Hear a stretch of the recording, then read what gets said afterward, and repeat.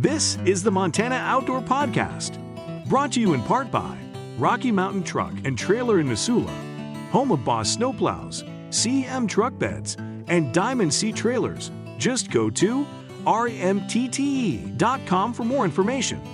And by Superior Hardwoods of Montana, home of the largest selection of in-stock high-end wood products and flooring in the western United States. Let them guide you through the woods at superior-hardwoods.com. Now, get ready for more fascinating topics and the most interesting people you will ever find in Montana's great outdoors. We offer new podcasts most every Saturday. You can get a link to these podcasts by going to our website, montanooutdoor.com, or by going to our Facebook page, or just send an email to downrigger@montanooutdoor.com and say send a link to my email. It's that simple. Now let's head out with your host, Downrigger Dale, and see what's going on in Montana's great outdoors. Thank you very much, Manny, and I am Downrigger Dale along with a whole host of people on here. But before we get to our guests, I just wanted to welcome all of you and thank you so much for listening to the Montana Outdoor Podcast. Boy, we've had a lot of growth in our audience here lately, and I want to send out a special hello and welcome to our veterans and also our active personnel. We've got a lot of active military that listen to us all over the world, and we thank you very much for your service and for listening to the podcast, and I hope we bring a little piece of home to you as you're out there protecting us. Now, one thing quick here, I want to make sure and remind you folks, I get emails now and then from you saying, hey, how do I share the show so that I can let my family and friends know about this podcast? Real simple. You can either let your friends or family know that they can go to Apple Podcast or Spotify or any of those and just look up Montana Outdoor Podcast, or just have them go to the montanooutdoor.com, and they'll see a big tab there that says listen to the Montana Outdoor Podcast. They can click right on that too. So that's how we do that. Now, a while back, I guess it's been about a year ago, we did a podcast about kokanee salmon being back in Holter. And man, we got a lot of response from that. A lot of people were very excited about it. But then I started getting people saying, well, wait a minute. Is that really true? And if so, how do we catch those things? And so we thought we'd get two experts on. And also, my good friend, the Captain, is with me. I haven't had you on the podcast in a while, Captain. So welcome back to the Montana Outdoor Podcast. I think that most people say, is that really true on every podcast you do? But it is a fact, folks, that these big kokanee salmon are biting or going to be biting soon on Holter and Hauser. Well, I thought we'd get a couple experts on here, and that's Trevor and Kit Johnson.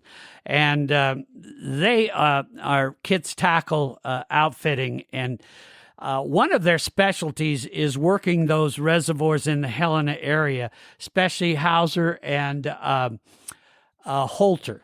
So we wanted to have those guys come on and talk a bit about how we find these kokanee and how we catch them. And also, I think one of the great ways, and you guys have heard me say this many times on the Montana Outdoor Podcast, if you don't know a lake or a reservoir or a river, a great way to get to know it is hire an outfitter, because there you're going to get expert advice. They're going to show you how to do it. And one thing, folks, it's okay. They don't mind teaching you and showing you how. So we'll give you some information, and I'm going to put a link in the podcast description so you guys will know how to get to hold of Trevor and Kit if you'd like to book them. And that's a great way to start on these two great reservoirs, and they can really show you what's going on out there. So Trevor Johnson, welcome to the podcast, and Kit Johnson, welcome. I'm glad you guys are here with us. Good morning. Excited to be here. Thank you, guys. Yeah, that's Trevor there. We've got Kit on as well. So, guys, let's get started with, there was a time when both Holter and Hauser were really well known for catching these great kokanee salmon, and then it just kind of went away. And then, go ahead, Trevor. It did go away, Rigger, and it was just kind of a mystery. And everybody has got their assumptions, they're from a biology standpoint, all the way to being fished out, going over the dams. I don't think anybody really knows exactly what happens, but I thought a real cool way to start this maybe would be, Father Kit was so passionate about these salmon back when they were in Hauser and Holter. He spent so much time with it, kind of perfecting the craft, and just kind of became a master at it back then. And obviously this is way before the outfitting days, and I was just a little boy, but I had vivid memories of my grandpa Poppy and my Uncle Herb out there, and they had their shirts off and they were getting tan and laughing. And I remember, blocks of ice and coolers and lots of chrome bullets going in the coolers, Kokanee after Kokanee. And it was just, I look at pictures and I remember it more because of the picture, because I was so young. And, it was always something that I just yearned for and always heard so much about it. So I thought I'd let Dad just talk about that for just a quick second, and then how cool it is that now this opportunity has arisen for me to be able to go out and chase these fish. Yeah, give us a little background and history there, Kit. Back in the early 90s, and kokanee here was kind of a mystery fish when it started. And so us avid fishermen went out and explored it and figured out the best ways to catch them. And I had read all sorts of stories about the Great Lakes and downrigging, controlled depth fishing. And I was the first one to put downriggers to kokanee on Hauser Reservoir. And it was so efficient. We just had a blast. We were fishing shallow water. A few tricks that I have back from the day is if you ran an 8-pound ball, you would scare the fish. So I molded my own 2-pound ocean weights, and it didn't have an effect on the fish. It didn't bother them as much. And downrigger, I know when you downrig fish, you can fish close to the ball. Sure. And you have a very precise depth control device to put yourself right above fish. And so I was fishing like 25, 30 feet behind the ball with a flasher, rubber snubber. And then my favorite lure of time back then was a number 1 needlefish. The best one on Hauser was the clown.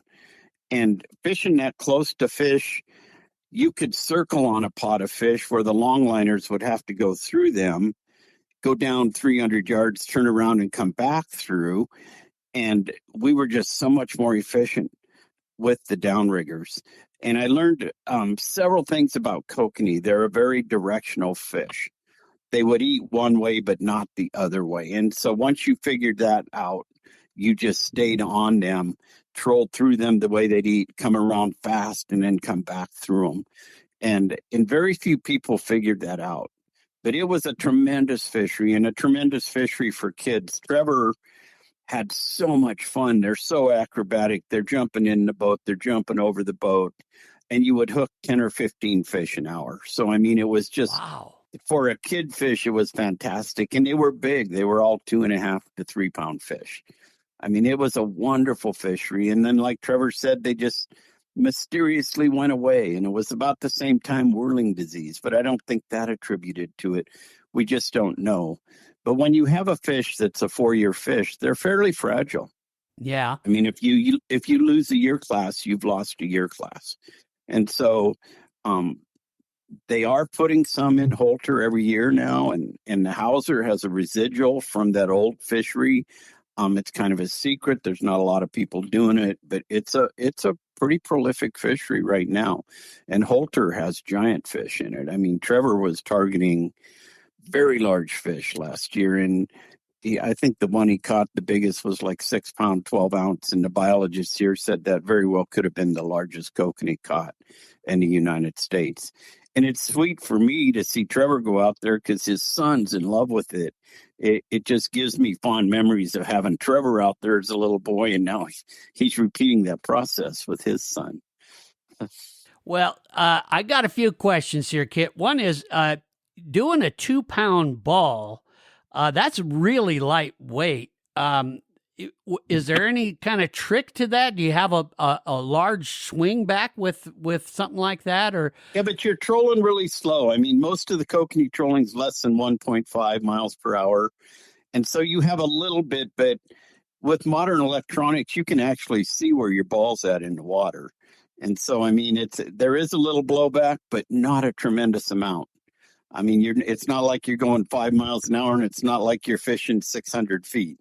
On Hauser back in the day, it was all 30 to 40 foot stuff. So you might blow up a couple of feet, just not a lot. And I'm using, I downgraded everything for kokanee. Like I said, I had studied the Great Lakes intensely and was in love with all these different fishing methods. And like for the big salmon, the anadromous ocean fish, they're using 10, 12-inch flashers. I used Great Lakes flutter spoons as my flasher, just a little, you can fold end to end. And now a lot of the kokanee manufacturers are making a small dodger because it warrants it. The fish are just smaller, and so you don't have a lot of weight back there. I would go to dodger. I'd put a rubber snubber on because they are a soft-mouthed fish, and it gives you just a little cushion between fish. And the longer the lead you have, the less action your lure has. So on the days where they were a little less aggressive, you would lengthen your lead from dodger to lure. And on days where they're really aggressive, you would shorten that lead.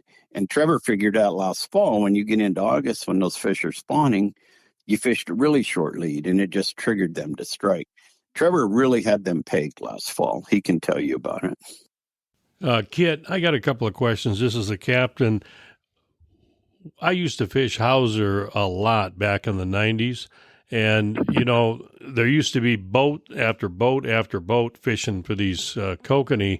And you could see all the fish in Hauser on your fish finder, but nothing was biting. And all of a sudden, one net would go up. Then, there's another net over there. And then, we got one on. Is that the same way that one of the issues I think you might have when you're fishing Holter or Hauser right now, because there's so many trout in there? How do you differentiate what's a trout and what's a kokanee salmon? And do you specifically need to target those kokanee salmon? And how do you do that without, messing with the trout? They kind of stratify in different layers, and the kokanee are a little bit tighter schooling fish. The trout will be loosely laden in the water, and the kokanee are a tighter group. So we're making a calculated guess that this pot of fish is kokanee. Generally, the kokanee are a little deeper than the trout. Yeah, and so you would go down that's a great question, Captain. And like Dad said, sometimes it's inevitable. We're coming up to the time of year here, May and June, where the trout and the kokanee are a lot of times going to be sharing the same water column. We get that water up over 50 degrees. It's going to pull those fish back up into that top part of the water column. So you are going to be dealing with some rainbows, probably some small ones, probably some big ones. The way I look at it, it's not a kokanee, but hey, it's another awesome fish to fight. So you are going to be kind of targeting both. As the summer progresses a little bit, and we'll talk about this, you get into July, when I had the most fun last year, targeting those real big fish. I was targeting those fish very deep, and I mean like over 80 feet deep. So I know a trout would never go that deep. So when I'm seeing a big mark or a single mark or a big double mark at 84 feet, I know those are big male, usually male kokanee. And so when you get down to those depths and your clicker starts screaming, you got yourself a big kokanee and not a rainbow. But when the both fish are sharing that top, 15 to 30 foot of the water column, inadvertently you're going to catch both. But to me, that's just one more fun fish that you get to reel in. Yeah. So Trevor, I got another question for you. When it comes to flashers, I remember putting, and I fished with downriggers, remember putting a flasher on my downrigger ball and then, putting the line out there, or I wouldn't use a flasher at all. I would just use like a triple tease or a Hildebrandt or something like that, and then tip it with the maggot, and I guess now we learned over in fishing the Lake Marironan, when you're jigging, we use that shoe peg. Shoe peg. Yep. Shoe peg corn. It's shoe peg or? Shoe peg, yeah. Okay. Shoe peg corn, and why that's important. It's not absolutely necessary. I've even had to get the regular corn before. Shoe peg is really good for a couple reasons. First of all, it comes as a white corn. And not everybody does this, nor is it necessary. Some people like myself really like to take things to the next level, and then about 6 more levels past that. They make all kinds of brines and fire dyes and scents. The white shoe peg corn accepts dye very well. So say you use a bright orange dye, you can turn that corn like bright orange or bright pink, whereas the regular corn that's already kind of yellow, it really never dyes it. It keeps that yellow tint. And then the other awesome thing about the shoe peg is just the way it's shaped. It really slides on those little hooks and holds on those hooks nicer. The problem with regular corn is it's a big old kernel, and it's really hard to keep it on that hook. So shoe peg corn is definitely not a secret, but it is definitely important in the world of corn bait. And that's generally all we used out there for bait. Once in a while, I tried like a little, power wiggler or something like that, just a scented bait. But corn was definitely the best. I do use a fire brine dye. And I don't think this is a secret. It's not anymore if it was. I've tried about every damn color on the planet. And to catch those big kokanee out there in Holter and Hauser, orange and pink is just the color to use. Okay, Kit, I got a question for you. Not everybody's got downriggers. So can you use leaded line?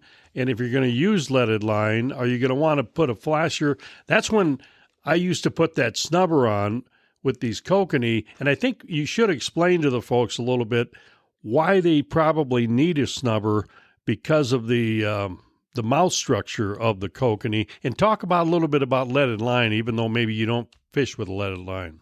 Yeah, and I'm going to let Trevor explain, because you can do these fish without a downrigger, a controlled depth device, with free weights. And Trevor was a master at that last year. He was free weighting these fish. And so I'll let him explain that. Yeah, there's multiple ways. If you don't want to invest in downriggers and don't want to mount them on your boat, the free weight is the way to go. We didn't use leaded line, but I'm going to let Trevor take that question. So.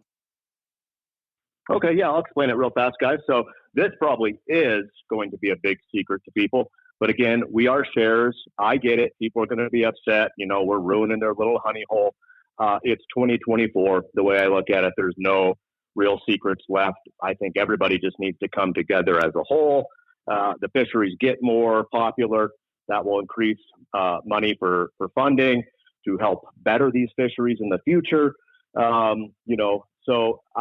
Like Dad said, this all started for me a couple of years ago. I have some buddies out on the Columbia River, and as you guys know, we used to fish walleye out there for 20 years. And he grew up as a salmon kid, and Rigger and Cap and Dad, he just kept telling me, "Oh man, you got to come down to Buoy 10. You got to come do the king salmon with us and the cohos." And what I mean by Buoy 10 is that's where the Columbia River meets the ocean. They call it graveyard of the Pacific there. But long story short, it's pretty much the Super Bowl of all salmon fishing. Like the greatest, there's a period there at the end of August when all those hot fish are coming into the river from the ocean, and it's like bumper boats down there. And they finally talked me into doing it, and I'm like, oh God, we could be walleye fishing. We're going after a stupid salmon. And I'll tell you what, I went down there with them, and we did that. We did those big Chinooks and the cohos. And it gets in your blood. Like, it's crazy. And, 2 or 3 years ago, I had a buddy send me a picture from Holter. He's like, look what I just caught. I was just trolling a wedding ring for trout. And he sent me a picture of like a 4-pound kokanee. I'm like, wow.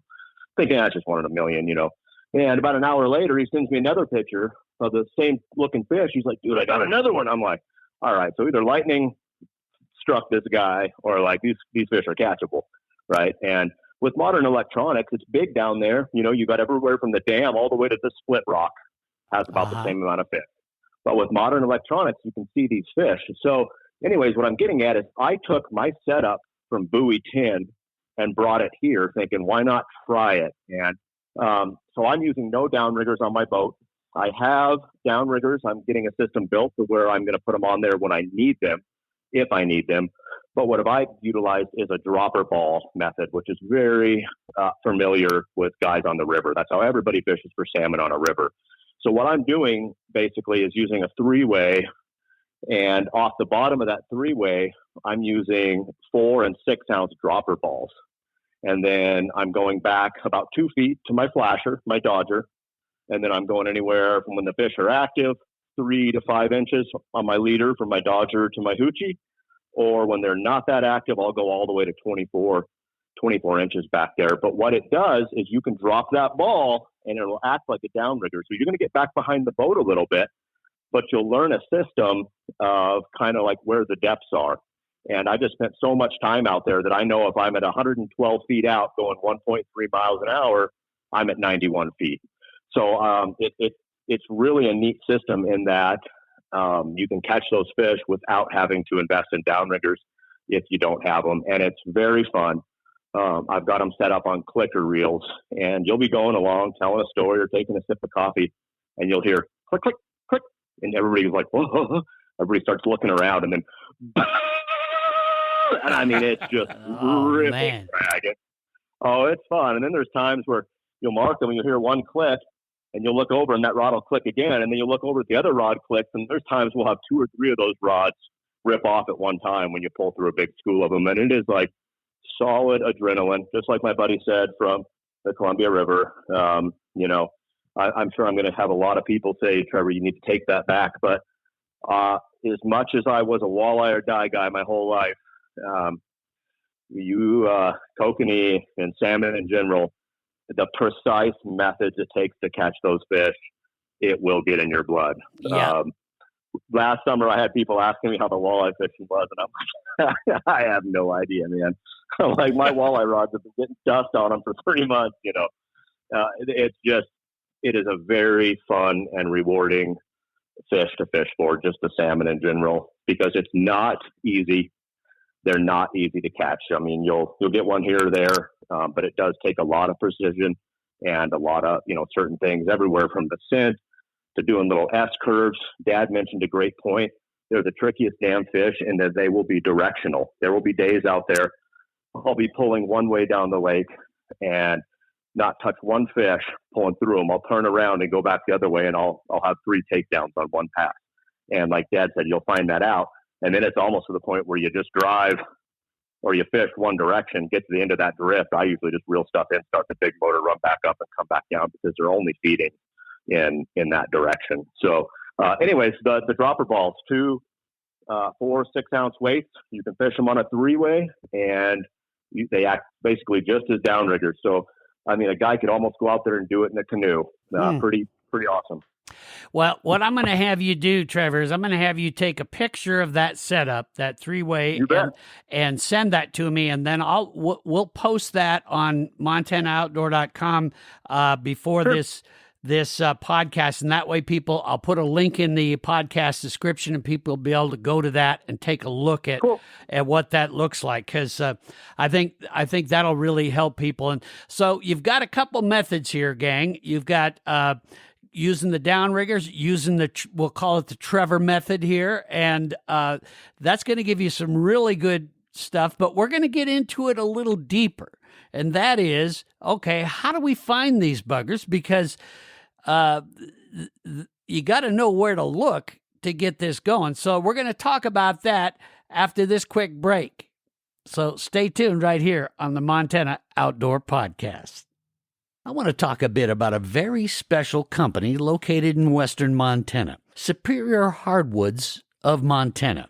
They were established in 1977, and since that time, guiding customers through the woods has been their passion throughout their history. The main focus at Superior Hardwoods of Montana has been to provide the finest wide plank flooring and unique building materials available anywhere. One of the things I noticed right away about the owner of Superior Hardwoods of Montana, John Medliger, and his son Corey, and the rest of the staff there is they're very proud to offer the largest selection of in-stock flooring in the western United States. See, for over 40 years, they've been known for leading the industry in reclaimed and antique building materials, and the success that followed has allowed them to, now get this, stock over 11 acres of stunning architectural lumber that awaits the perfect addition to your home.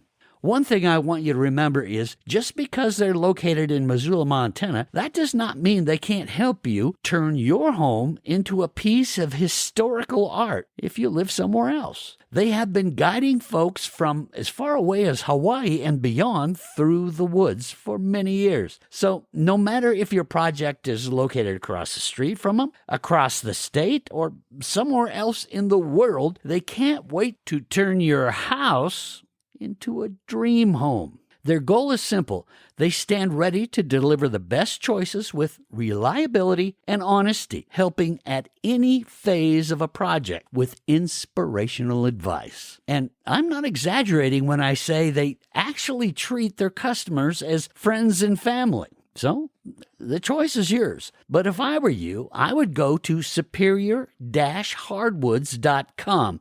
superior-hardwoods.com. Of course, you're more than welcome to call them, 406-235-7452, or, they'd love you to visit 5120 Highway 93, just south of Missoula, Montana. They can't wait to guide you through the woods at Superior Hardwoods of Montana.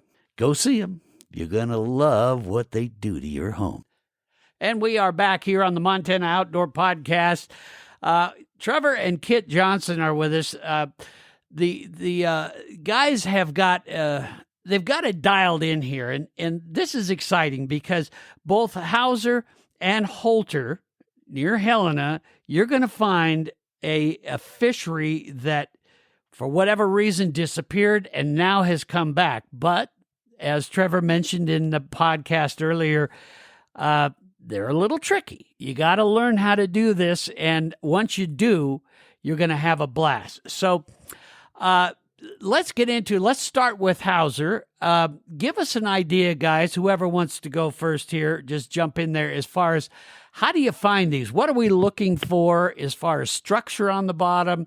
What are we looking for on our sonar, things like that, so we can find these buggers? Well, downrigger, those fish. Yeah, go ahead, Trev. I'll just say a spiel and then let Trevor go, but it's generally not a secret where the kokanee are, because people have figured it out, and there'll be several boats there. And we go back to the old fisherman days when they had this formula, and it's really basic, really simple. It's presentation plus location equals success. And so you can be correctly presenting in the wrong location and you won't have success. And you can have the right location in the wrong presentation and you won't have success. But you put those two together and you will have success. And those fish do move in these reservoirs. But generally, you can tell just by the way the boats are grouped together. Generally, when the kokanee are in an area, there's a lot of boats there targeting them. And so that's a big key. They do move, so it's hard to say. That's a great. Go ahead, Trevor. That's a great way. That's a great way to know what's going on these lakes. And generally, what you'll want to do is a good starting place. Say you went out there on a Wednesday or something, and there is no other boats fishing for kokanee, so you're kind of like, holy cow, where do I start? Generally, kokanee are cold water fish. They will utilize the deepest parts of the lakes. So generally, the deepest part of the lake is going to be by the dam or somewhere in that last few miles of the reservoir.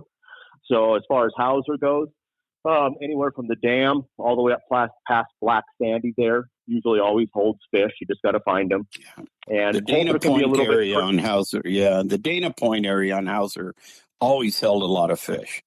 And you got to know a little bit about the fish. They're a zooplankton feeder, so they'll rise in water to eat zooplankton, and then when they're done feeding, they'll drop to bottom. And they're actually hard to even see on a graph when they go clear to the bottom. Hey, Kit, but when they're up, what was the name of that point? It's called Dana Point, and it's just this big peninsula that comes down and separates Main Lake Hauser from the causeway arm of Hauser. It's called Dana Point. Okay. And it's right at the Black Sandy area there. Yeah. Mm-hmm. Okay. So you can ramp that's in a at good Hauser, area. Yep. and you can basically put your boat in there at Black Sandy or White Sandy. And just a tip, there's days that we don't even start the big motor. You can put in there at Black Sandy and basically fire up your bow mount and your kicker and go from there. So just so you guys know, that's a pretty good little area. And then same with Holter. Hauser's a little easier, only being a 7 mile long impoundment. Holter being almost 30 miles long is a little more tricky. I'm sure there's lots of other places in Holter proper that have the fish, but again, Kokanee being the zooplankton eater and liking the deeper, colder areas of systems, they're generally in that bottom, 5 to 7 miles of the reservoir. So anywhere from the dam all the way up past the Log Gulch and Split Rock there, all the way up to what a lot of people call the airplane buoys. There's a big airplane buoy line that goes across the lake right there by the oxbow with the cabins. So there's a deep channel basically from that power line there and all the way down to Split Rock, and then you've got that deep channel basically from Log Gulch area all the way to the dam. So there's quite a bit of area there. But what I normally do is before I start fishing, all this kind of motor around, electronics are of paramount importance for catching these fish. Can you go out there without them and catch fish? Absolutely, but you're just kind of hoping and praying, right? Mm-hmm. I will drive around at 2-3 miles an hour for a while till I mark a few fish, and then I'll kind of feel like they're in that area, and that's when I'll drop down and start fishing. The other really fun thing about these fish is even with the dropper ball method, downriggers are more precise. The dropper ball method's not quite as precise, but it's really a neat system in that. So say I've got 4 rods out and I'm fishing, 82, 86, 95, and 110 feet. And I'm going by and all of a sudden there's 2 big arcs show up at 61 feet. Well, you're right on top of those fish with your electronics and your presentation is still back behind the boat. I can catch almost every one of those fish. If you take the effort and time to do it, you run up and put all your rods at that depth. And generally, or if there's a little school of them there, I was talking earlier where sometimes you'll have 2 or 3 rods, all 4 rods blow up at one time. If you take the time to run up and change all those rods and get them right to where those fish are coming through, more times than not, it'll pay off for you. So it's not really just a sit back and drink a beer type of fishing. It sure can be, but there's a lot of work involved as far as fine tuning goes throughout the day to be successful on these fish. Okay, besides flashers, Trevor and Kit, I'll address this as well with you. What do you use for, I noticed in a Facebook post that you made, Trevor, you had the Brad's Bait one of them, and it was looked like a Wonder Bread color. And then you had some other lures of Wonder Bread color. Tell us what kind of lures do you use and what colors work the best for you? Absolutely. And great questions, Cap. As far as lures go, really, you can take it as far as you want or as basic as you want. For about a 10-day period last year, my best presentation out there was honestly just a little spin and glow, right? Really popular in the walleye world, salmon world. It's just a tiny little float with kind of like 2 little wings on it. You can buy them at any sporting goods store.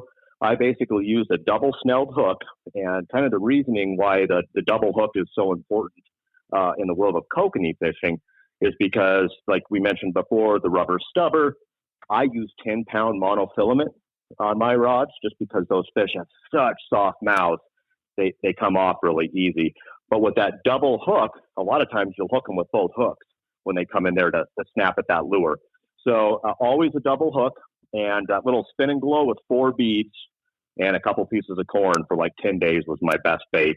And then, like you mentioned, that post, in that post, there is a thing called a Brad's Super Bait. I'm pretty sure everybody's familiar with it. If not, pretty cool lure. It's just a little plastic, almost like a plug. And it's got a little area that opens and it has a little scent patch in there. And you can apply whatever kind of scent you want. I basically just pack it with a little bit of tuna fish and garlic and then pop it shut and put the rubber band back over it.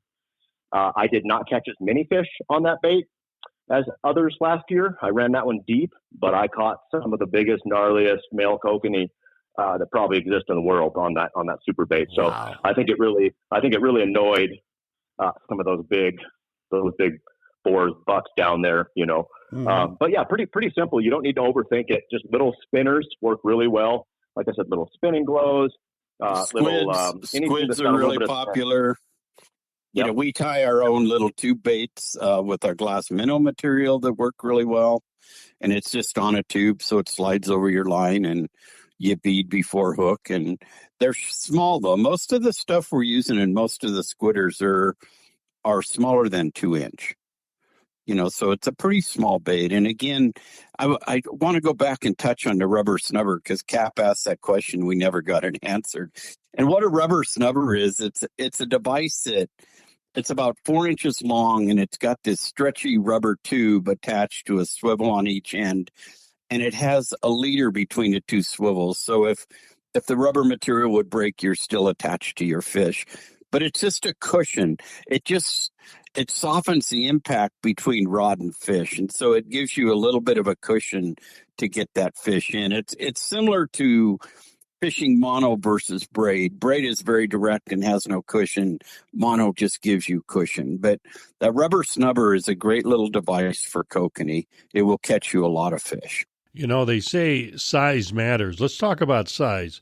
You talk about 2-pound downrigger balls. Are you telling me, Kit, that I couldn't go out there with a 10-pound downrigger ball and have success with that? Or do you think if I just let more line out behind that downrigger ball, it would accomplish what you're doing with 2 pounds?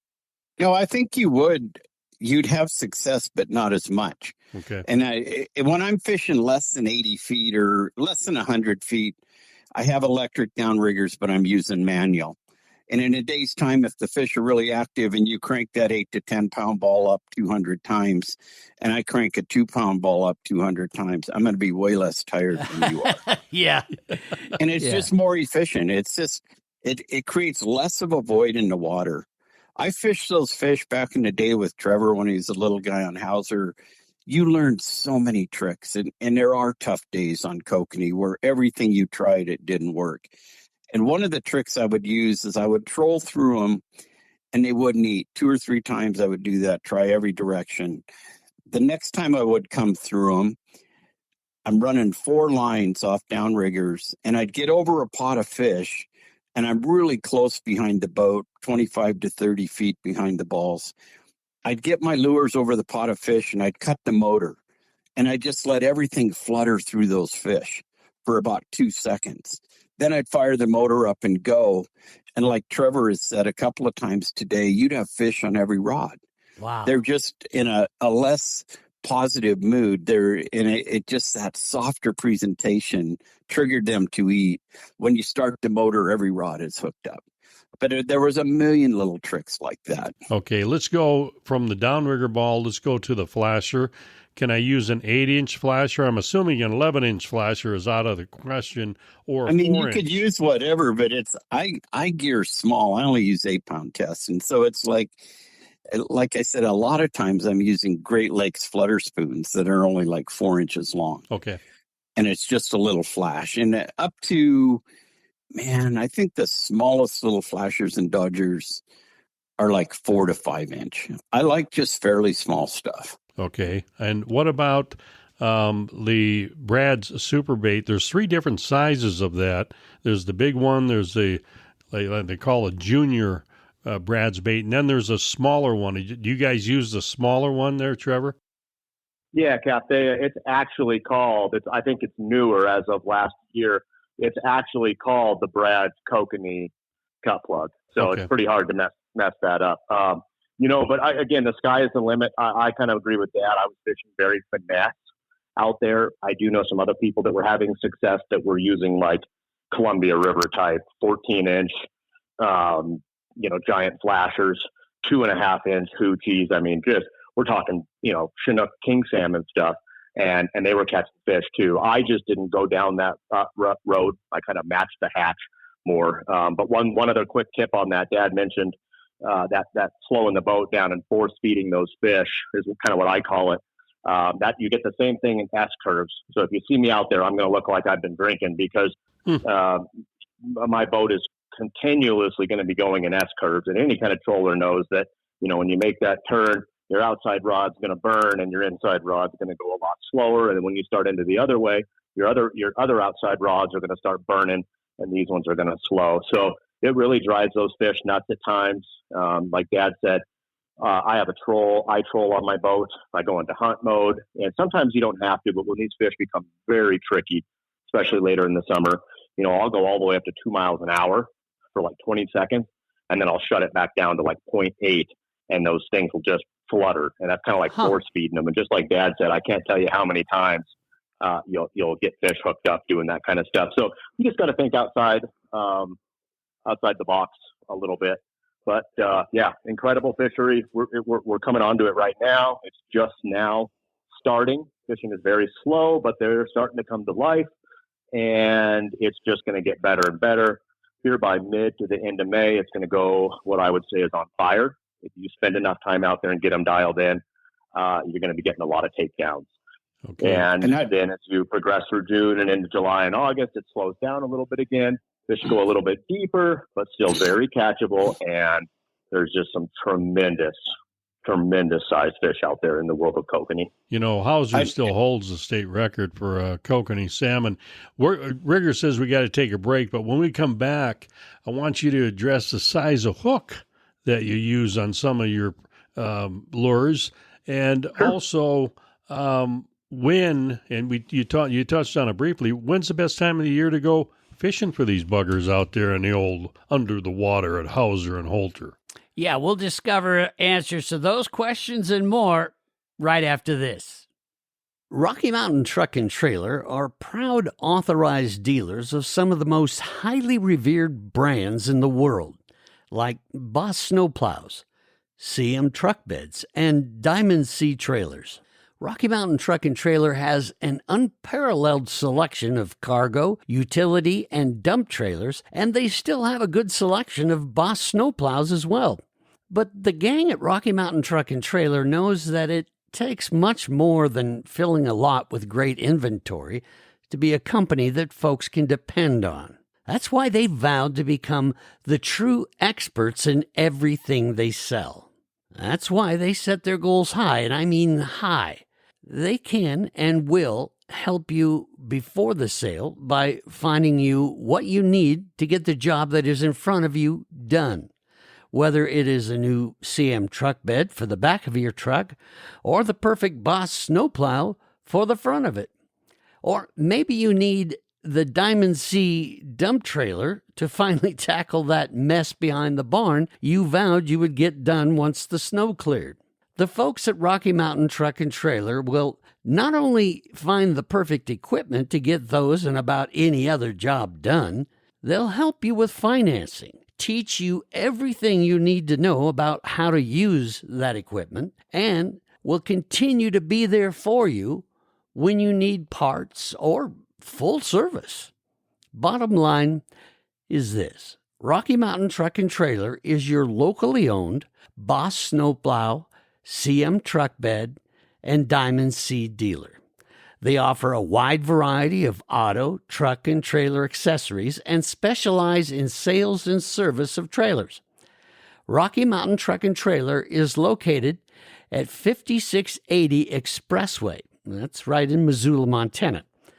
You can also go see them on the web. That's rmtte.com. Sure, they'd love it if you came by, but feel free to find them whichever way you want. Just remember, when something needs to be hauled somewhere, there's no better place to start than Rocky Mountain Truck and Trailer. That's rmtte.com. Go see them. We are back here on the Montana Outdoor Podcast. Want to thank our great sponsors for making this podcast possible. Now, Captain, you had an interesting question. Well, a couple of them. So go ahead with those again. Okay, the size of hook that you guys tie up your stuff with, what's the best size? Go ahead, Trev. Cap, I go with smaller. Again, everything I'm doing out there is finesse. I can't say that it's better than something else. I just know I spent a lot of time out there last year, and this is not whatsoever in the slightest way a bragging sense. I fine tune stuff always, all day, every day. I spent 30 days out there probably doing it last year. or pushing it. I just stuck with the stuff that worked. I use very small hooks. I'm using like number 6 Gamakatsus. So that is very small. Like a lot of the Kokanee stuff, if you go to Walmart or, Capital Sports here in Helena or Shield in Billings, if you pick up something for Kokanee, a lot of times they're coming with like a number 1 or a size 1/0, which is huge. You put a couple pieces of corn on there and it's like, you can't even see the corn because all you've got is this huge hook. But they say that helps you, hook the fish. When I first was using the bigger hooks, I got way less action as far as getting bites from the fish. It just looks a lot cleaner on the rig. The corn hides the hook. It just all worked great for me. So not saying it's the only way to go, but it worked really, really well last year. I would say size 4 and size 6 is all you need. Probably, and Captain, we keep stressing, you hear us keep stressing finesse. And I just want to go back to a point that when you were talking about the 10 and 12 inch Dodgers or flashers, it's keep in mind, these fish have a really soft mouth. And so the more weight you hang out in front of them, every time they turn or bolt one direction, it's jerking the other way from them. And so when you gear down and make things finessey, you have less drag against that fish when he's fighting, and you have a better chance of landing the fish. Same with hooks. The smaller diameter hook goes in and has less hook wear than a big hook. With a big hook, it's a big diameter hook. It goes in and it creates hook wear really fast. So again, you just can't stress enough the finesse. And I wanted to touch one thing on serpentining, because the serpentining is so important no matter what trolling you're doing. And if you're searching for the correct speed, Trevor touched on it, is that when you make a left-hand turn, that inside rod slows way down and the outside one speeds up. You go the other way, it's just the opposite. If you do that 3 or 4 times and the inside rod gets bit every time, it tells you right away you're going too fast. You got to slow down. And so it's a really good way to key in on the correct speed to troll these fish. There's all sorts of little secrets like that are so important. And if you're perceptive to everything that's going on, it adds to that success. Again, that simple formula is location plus presentation equals success. And the finer you refine that, the more success you have. Guys, this is just bringing back so many great memories for me. My mom actually taught me how to catch kokanee salmon. That was back when they were just thick in Flathead Lake. And she taught me about the rubber snubber deal. And the way she demonstrated that is she said, okay, walk by me and just put one finger out and I'm going to grab it. So I walk by her and she grabs that. And of course, it just stops me right away and about dislocates my finger. And she said, now let's take this rubber band and I'm going to grab it, put that around your finger. And it stretched for a while and stopped me real slow. And so she was demonstrating that kind of stuff. But one of the things that she was really into is she was very old school using the cowbells and that. Is cowbell something that would work? I really think that it would, Rigger. Yeah. Okay. Yep. Any of the trolls would work. A lot more fine-tuned using just one small little flasher. But, I think when they're active, there's something to be said about that. If you're using cowbells, you've got 5 or 6 of those bells flying around, and it just creates more of a disturbance and more action down there. Like there's a bunch of little kokanee shooting around feeding. So there's times that might work even better. Also, I found that. Go ahead, Kit. Yeah, no, I found that before. Generally, using the dropper ball method when the fishing is hot out there, it sounds crazy, but a lot of times I'll only use 2 rods, because if you try to use any more than 2 rods, it just turns into instant chaos. It can be a very fun chaos. Rarely rewarding, but very fun. Sometimes you'll have 2 fish blow up at the same time, and if they're really hot, they'll burn to the surface, and these big kokanee are flying. They're just like cohos in the ocean. I mean, they'll burn across the top of the water 100 miles an hour. It's absolute rush. But if you have 4 rods out and those fish are like that, they're going to burn all 4 rods together. And by the end of it, you'll be lucky to get anything in the boat besides a 2-pound tangle and 30 minutes of disaster, So I do recommend when the fishing is red hot, you don't need 4 rods. When the fishing slows down into June, July, August, and I wouldn't say it slows down. It's still very good, but it's to the point where you can fish 4 rods. And again, it takes a little bit of maintenance and precision, but I'm using anywhere from a 2 to 4 ounce ball in the back, the dropper ball method, not downriggers, just straight 10-pound mono with a dropper ball, a 2 or 4 ounce ball in the back. And then up front, I'm using a big 6 ounce cannonball. And that keeps me not quite vertical, but pretty damn close, just because, again, kokanee, we're not going 3 miles an hour. We're not fishing for those rainbows. I mean, there's a lot of times I'm only going 1 mile an hour to get these fish to bite. So I got a question. You're really, yep. I got a question for Downrigger. Did your mom tell you to be quiet in the boat? Did she tell me to be quiet in the boat? Yeah, she described my behavior in the boat as similar to a fart in a skillet. Nice. fried with butter. Yeah. So, guys, Teeny Troller is another attractor that you might consider using if you can find them. Some of the other things I wrote down here with lures, I got the triple teaser, I got the Hildebrandt, midge wobbler, wedding ring. The size of a hook on a wedding ring is probably about the size that you're targeting, I think, Trevor. Yep. They sure are. Yep. What's that? Yeah, I'd say you're just, yes, they are. They're like a number 4, number 6. And I'm being completely honest. You come take a trip with us, you'll see this. A wedding ring is really all you need.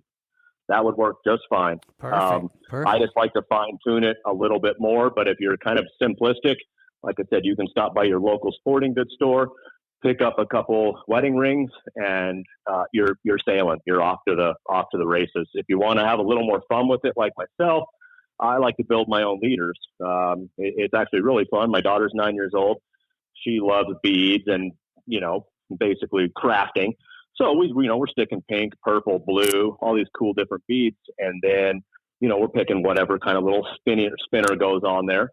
You can use anything from like I said, a wedding ring spinner to just about anything that goes on there. Spinning glows are great. Smile blades, and we'll just make up spinning different. glows.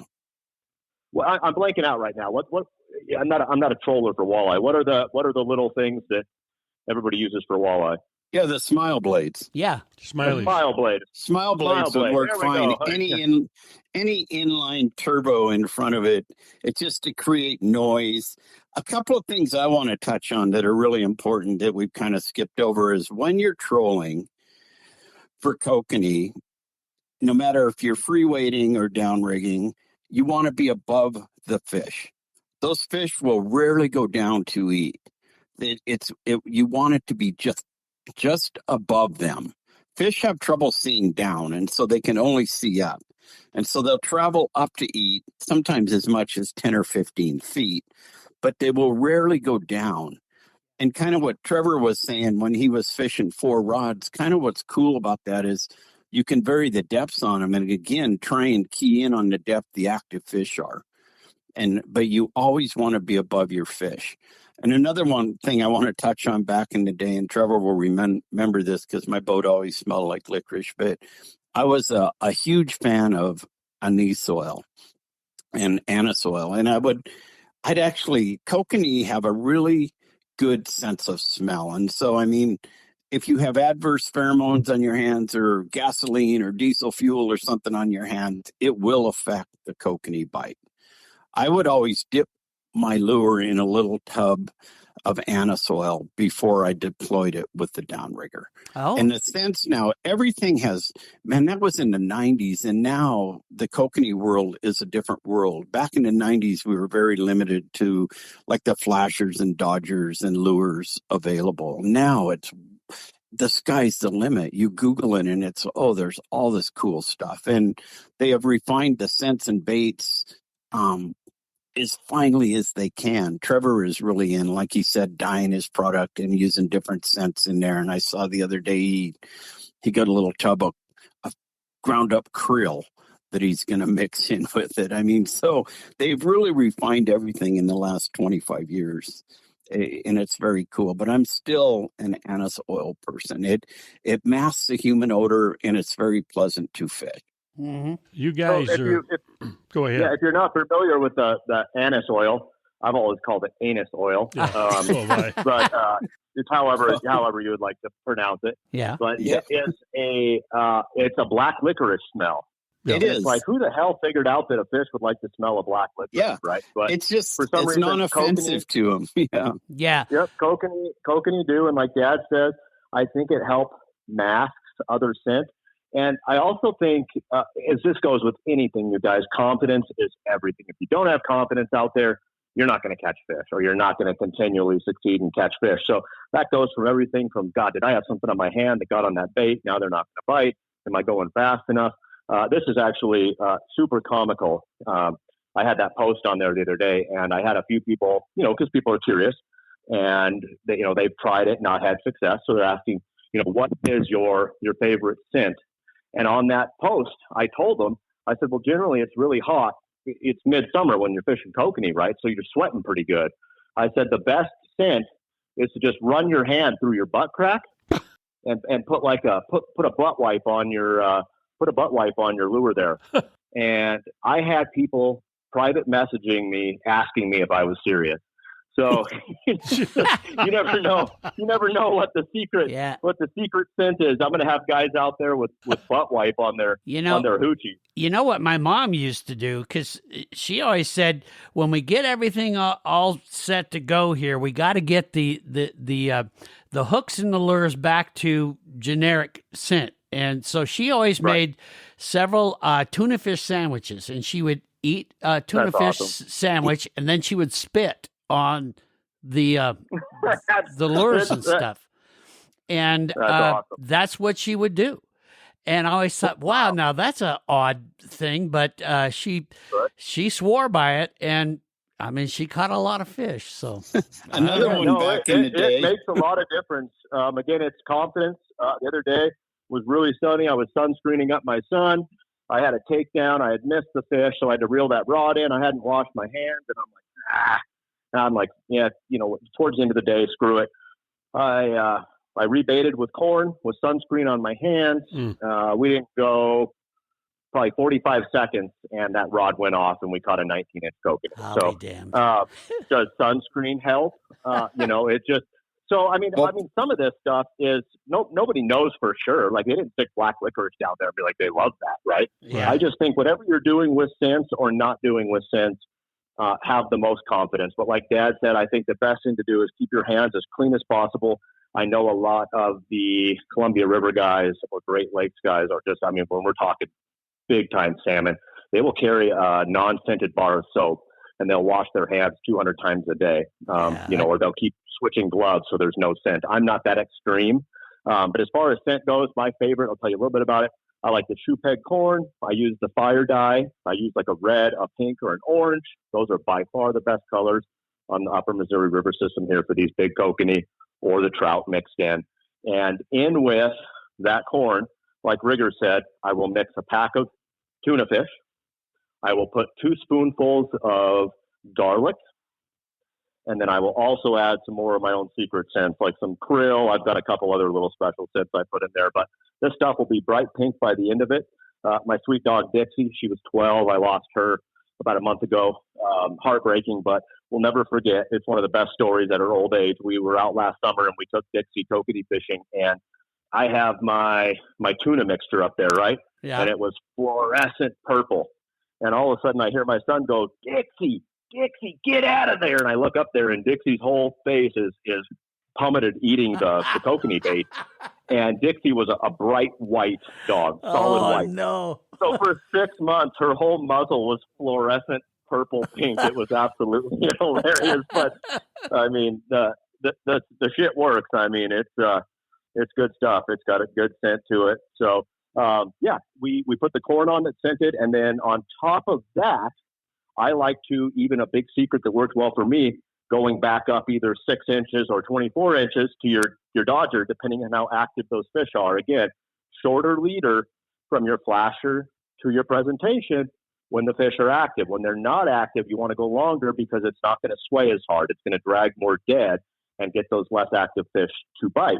But what we would do for scent, obviously I would put the bait on whatever my presentation is, and then I would go up, like I said, either the 6 inches or 2 feet to the flasher, and I will smear some anise oil or a different kind of scent, krill, bloody tuna, there's different stuff. I'll find out what's working for the day or that week, and I'll put a little bit of that on my flasher and kind of rub it in with my finger, and it will stay on that flasher pretty well. So then what's happening is I've got that bait, that scent popping off that in the water column. They might come find that, then they see my presentation, bam, 6-pound kokanee. So, just certain things. Another like that. old scent I want to talk about, and us old guys will remember it. On Hauser back in the day, you'd go out and there's 200 boats around you, and you could smell WD-40 everywhere. Yeah. Everywhere. People were spraying. I never did that, but it's like everyone out there was spraying down their lure with WD-40. It was just, you could smell it in the air. So I think we should. Go ahead, Cap. I was going to say, I think we should rename this podcast instead of the Kokanee catching podcast. We'll call it the Mom's Tale, the Wives' Tale, the Trevor's Tale, and the Kit's Tale. Yeah, Rigger's already trying to figure out how he's going to edit out my butt swipe. Well, I was just going to say, I wonder what's going to happen after everybody listens to this podcast. We're going to have so many people that have got hooks stuck in their butt crack. I can just picture it now. There's a whole bunch of boats. Oh, funny. Yeah. People got their hands down their pants. Yeah. It was inevitable that this was going to happen, right? Yeah, the emergency room at the hospital in Helen is going to be, what is with all these people with hooks in their butt crack? What's been happening? It's the Montana Outdoor Podcast. What are you doing, Joe? Well, he told me anus oil. I mean, you can't be sweaty butt crack on a hot day and anus oil. I mean, there's no point in taking a trip with us now. All the secrets are out. So you guys, Capital Sports is a Montana Outdoor approved sporting goods store. They're a very good retailer for Kit's tackle. Do you have any Kokanee setups there that somebody can go buy?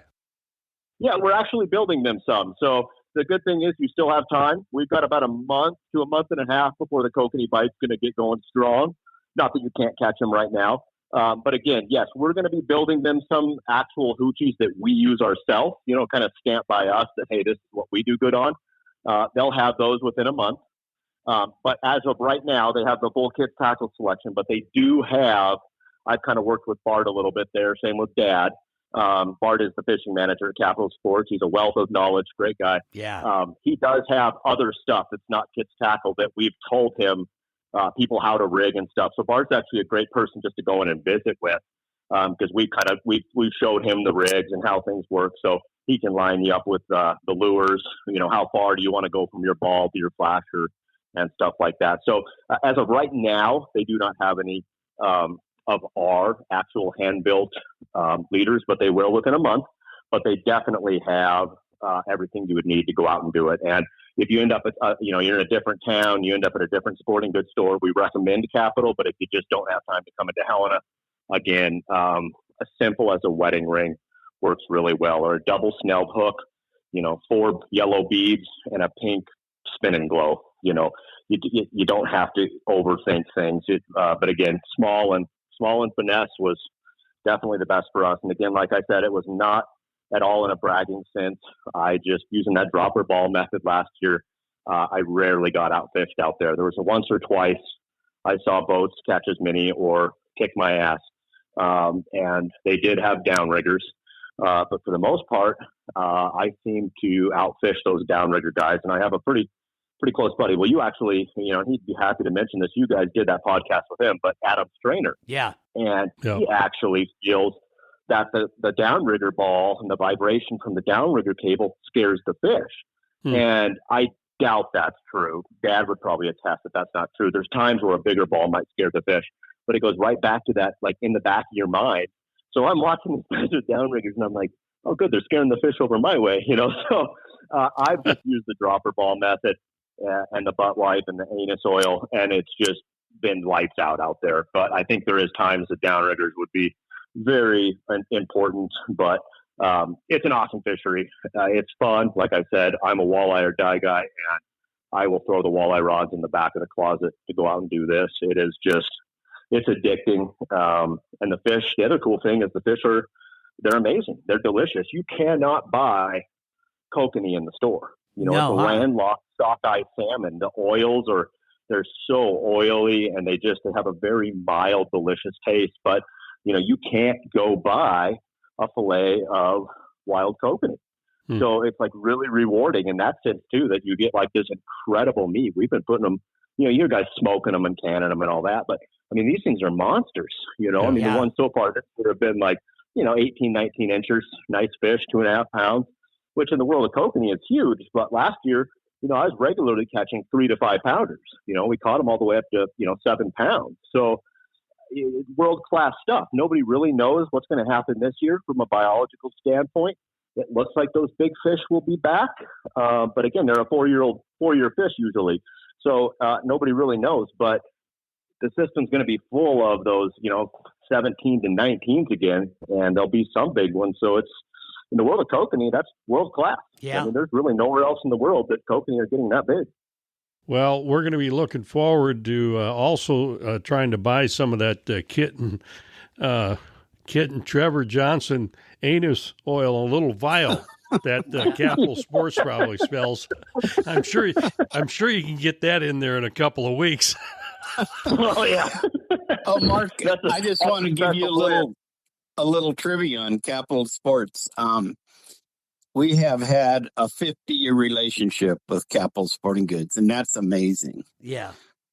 I mean, it's really a cool, and like Trevor mentioned earlier, the beauty of that store is that they have a very stable base of people that work there and very knowledgeable. So you go in the fishing department and you get tremendous knowledge from Bart, and the weapons department the same. Every department is just full of knowledge, and a 50-year relationship.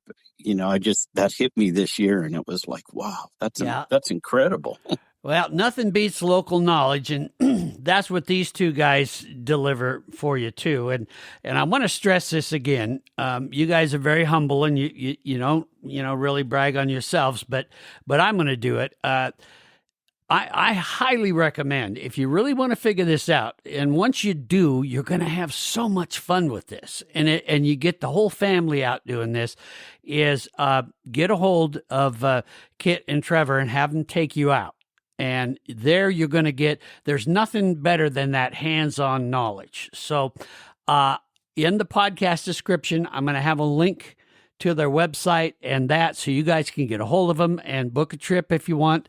I would highly recommend that. And that's really going to put you way ahead of the game, because you're going to learn some great stuff to it. So, and of that's course, a great point, Rigger. It really would. Like I said, it took me, I spent 1 million hours out there getting those things dialed in. And yes, is there still tough days? Absolutely. But when you've spent that much time and tried that hard and been that dedicated, it really, really helps that out a lot. And then, it's also a great opportunity for, say, someone that doesn't have a boat. Right. They get to go out with their family for a day or come out for a day and, catch some monster kokanee. Again, like I said, it is fun. It's very, very fun and rewarding. Yeah. It's really options for anybody. Yeah, it's awesome. We're excited. It's a great thing to do if you have guests from out of town in, and you can book a trip and get everybody out there. So I highly recommend that. I want to thank you guys so much for all the time you've taken here with us. And this is exciting. Of course, the captain and I are going to join you guys out there, and then we'll do a little follow-up on this podcast with some recordings of us being out on the boat and having a little fun, and then some after the fishing trip knowledge from Kit and Trevor, and they can talk a little bit about that. So stay tuned to the Montana Outdoor Podcast on all that too. So awesome. And one last quick thing I want to say just real fast is, sure, people are welcomed to follow along. We have a great social media page. I know not everybody's into social media, and yes, I know the times have changed, and social media is the devil, and they've done this and that. But it is what it is now. Sure. You know, there's a great quote in the Disney movie I used to watch with my kids, and it has just stayed with me forever. And it slows down, and it says, "Time changes everything." And it couldn't be more true. It just is what it is. Places are getting more busy. More people are moving to Montana. Instead of being so grumpy about it, I think you embrace it. You do your best to teach everybody to get along, do what's best for the fishery. Like I said, then you get more funding. We make this a better fishery. It's just a win-win for all. But long story short, Kits Tackle Outfitters on Facebook. We do a lot of posts on there. We'll be doing live feeds. We'll be doing live hookups on Big Kokanee. And you can kind of follow along and make sure we're not just BSing you. But my last quick question for you, Rigger, when you come out with this, are you going to bait the hook for me with the spit? Oh, yeah. Yeah, I'm going to have it all ready to go. All right. Well, bring that tuna fish sandwich, man. I will. Well, I'm looking forward to it. It's going to be a lot of fun. And it is. And those of you that have comments or suggestions, you can always email us, and we'll get all that. That's all going to be in the podcast description, and that social media. I'll have a link to that. So you guys can go follow Kit and Trevor along. So thanks again, guys. We look forward to meeting you out on Hauser and Holter and having some fun with you. Thank you, We guys. look very forward to it too, Captain Rigger. And there you have it, folks. Some great stuff learning from Kit and Trevor Johnson. And this is going to be fun. And stay tuned to the Montana Outdoor Podcast, and we'll do some more of it. Until then, be good to each other. Be safe out there, and we'll see you next time here on the Montana Outdoor Podcast. Thanks for listening to the Montana Outdoor Podcast. It has been brought to you in part by Superior Hardwoods of Montana, home of the largest selection of in-stock high-end wood products and flooring in the western United States. Let them guide you through the woods at superior-hardwoods.com. And by Rocky Mountain Truck and Trailer in Missoula, home of Boss Snowplows, CM Truck Beds, and Diamond Sea Trailers. Just go to rmtte.com for more information. So what did you think of today's podcast? Send your questions and comments to Downrigger at montanooutdoor.com. We should be dropping a new podcast this next Saturday. Until then, we will see you soon out in Montana's great outdoors.